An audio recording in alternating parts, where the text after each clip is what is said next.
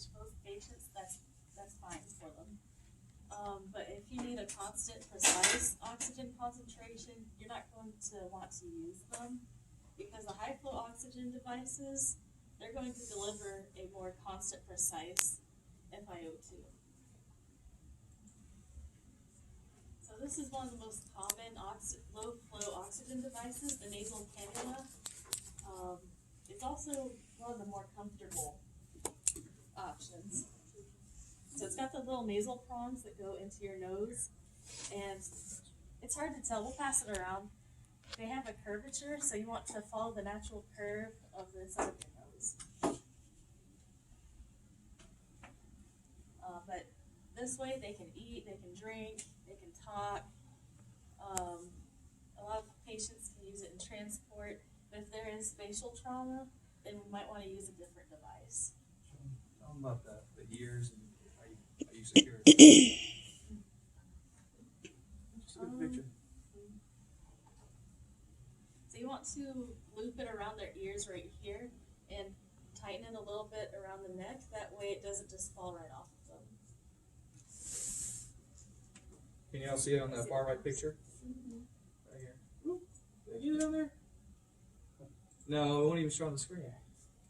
If I point on the screen, the red light just disappears.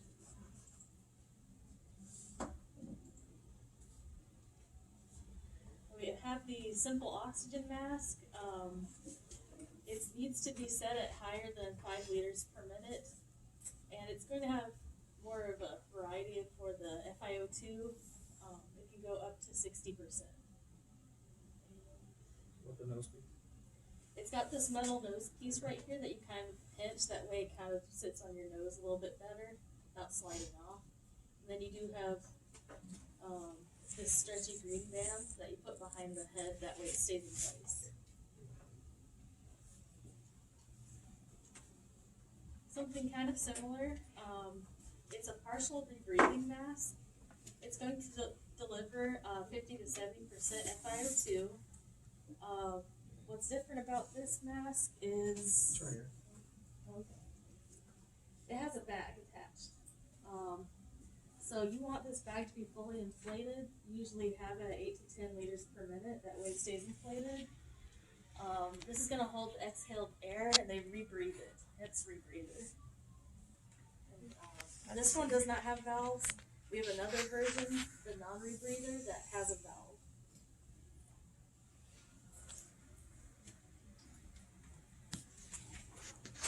This one's very similar, and it's got the valves in it. There's 3 valves. Two here. This one goes up to 80% FiO2. Oh no, this is a non-rebreather, so it goes up to 100%. Oh. Yeah. So there's two flaps here, and it's only one way.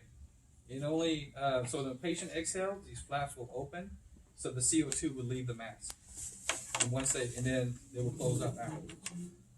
This bag will fill up with oxygen, and like Ariel was saying, is you want to make sure that it's inflated.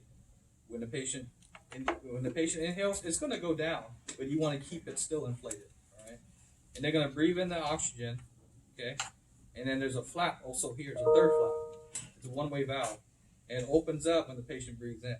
So they breathe in all that 100% oxygen that's in this bag originally. So when they blow out through the flaps. So none of that CO2 goes back inside the bag. So they don't breathe in that CO2 again. So that's why they breathe 100%. So think about this. Next time you guys on the airlines and they talk about the bags, and you say, oh, so it's okay, right? The mask drops down. Do they talk about the little bag that goes with it? You say, oh yeah, don't worry about it if it doesn't inflate. So think about that. Why it doesn't inflate on the airline. This is the high flow oxygen delivery system. It's going to provide the total inspiratory flow required. And this is a vapotherm.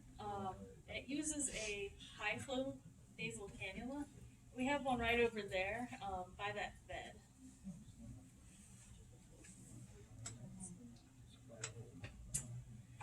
So this one, it's going to deliver a set flow, FiO2, and temperature, because gonna be a faster flow. You want to have you want it to have a humidity, because you don't want just dry air blasting down your nose. You can get nosebleeds if the blood vessels and everything dries out.